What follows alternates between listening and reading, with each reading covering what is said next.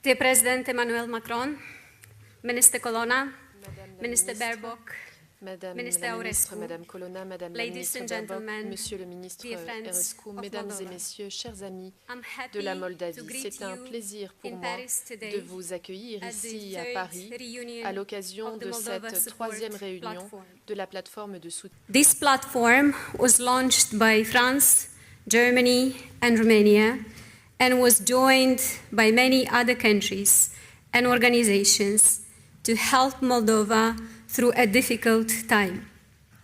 The first two editions in Berlin and Bucharest came at a time when Moldova was facing a massive influx of Ukrainian refugees, energy insecurity, economic and social challenges brought by Russia's unjust war. We are very grateful for your solidarity and the important pledges of support. Through joint efforts, the government was able to maintain peace and stability, continue reforms, advance on our road to the European Union, strengthen our energy resilience, help the most vulnerable, and improve border security. Along with Ukraine, Moldova is now connected to the European electricity network, and we are making progress on building a new electricity connection to Romania. We set up our first gas reserves, significantly cut down our consumption, our energy consumption. Only in October, we reduced our consumption of natural gas by 38% and electricity by 16%.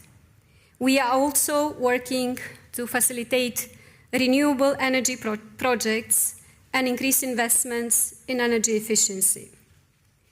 We managed to stay on track in difficult circumstances, but the road ahead remains very dangerous for Ukraine, for Europe, and for us in Moldova. We face a dramatic energy crisis, a shrinking economy, and extremely high inflation of 35%, a level we haven't seen since 1999. All these factors drastically hurt households and businesses. Our GDP will be 8% smaller than pre-war forecasts. We are bracing for a harsh winter ahead. Last month, Russian missiles crossed our airspace. Missile debris fell on our land, endangering our people and our peace. Meanwhile, our democracy is under attack by corrupt criminal groups backed by Russia. We are facing a hybrid war on Moldova that seeks to divert us from reforms and European integration. Moldova also faces an acute energy crisis. This war is endangering the supply of electricity and gas. We are not certain we can find enough volumes to heat and light our homes. And even if we do, the prices are unaffordable for our people and economy. This could jeopardize our social peace and security. I know everyone in Europe pays a very high price for energy, but these same prices have a much more ruinous impact on our country and people. Just in the past year, the cost of natural gas went up 7 times and the cost of electricity increased 4 times. Many Moldovans will be unable to pay their bills this winter if the government doesn't step in. I want to thank our partners and friends who have already pledged their support to help us manage our multiple crises. This winter, we have to spend more on targeted compensations for domestic consumers to alleviate the shock of high energy prices for those most vulnerable. Similarly, anti-crisis measures to support businesses have to be put in place. Your important help will be vital in the coming months. Amidst these challenges, we continue with our reforms in the justice, economy, security, public administration, and social sectors. In the past year, Moldova improved its democracy score and media freedom performance. As an EU candidate country, we are working on the European Commission's recommendations. We have exported more goods to the EU than ever before. We are deepening our integration with the EU in the energy sphere, and we are doing our utmost to accelerate our transition to green energy. We have launched the external extraordinary evaluation in the justice sector, and a US-trained chief anti-corruption prosecutor is now spearheading our efforts to bring criminals to justice. However, Moldova remains Ukraine's most vulnerable neighbor. As Ukraine defends itself from Russian attacks, it also defends Moldova. It defends the whole Europe. We stand with Ukraine and are thankful to its people for their bravery and sacrifice. The international community must do everything to support Ukraine. We must make sure that Ukrainians can resist the barbaric attacks and destruction, and they have a fighting chance against a ruthless and relentless enemy.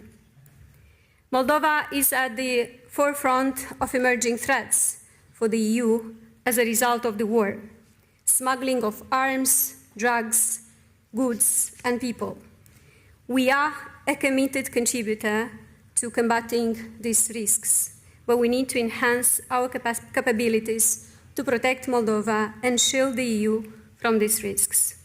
Our good cooperation with Frontex and Europol and the opening of a EU security hub in Chișinău this past summer are testimony to our progress towards our shared goals.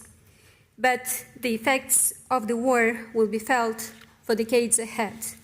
We need to further strengthen the capacity of our police and law enforcement to deal with the consequences. Meanwhile, criminal groups that want to destabilize the political situation and topple the government are trying to undermine our efforts in the justice sector. Their attacks are part of the hybrid war waged against Moldova. One such group, which pays people to attend anti-government protests in central Chișinău every week, is funded directly by Russia.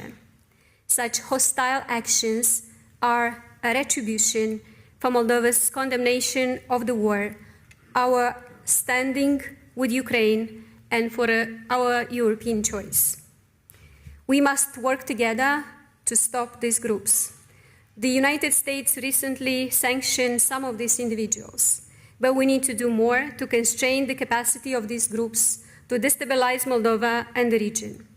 Therefore, I call on our partners in this platform, including the EU and its member states, to sanction the high-level corrupt criminals who are not only stealing public funds, but are directly threatening the stability and democracy of our countries. Ladies and gentlemen, dear friends, Moldovans choose democracy, peace, freedom, and the EU over autocracy, corruption, and war. Our society's will is strong, but our institutions remain weak. The coming winter months will test Moldova's resilience to the limit. The only way to succeed is with the backing of our partners. I thank French President Emmanuel Macron and his team for hosting the third reunion of the Moldova Support Platform in Paris today. Your consistent support has made it easier for Moldova to overcome its many challenges. Most importantly, it helped us put the country on a firm track towards the EU. We are immensely grateful for that.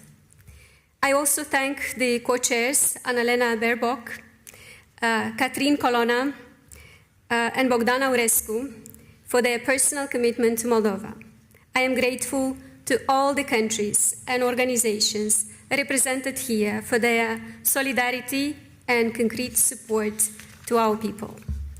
The pledges announced here today will help us move forward with our reforms, keep social peace, maintain stability, and continue contributing to a more stable continent.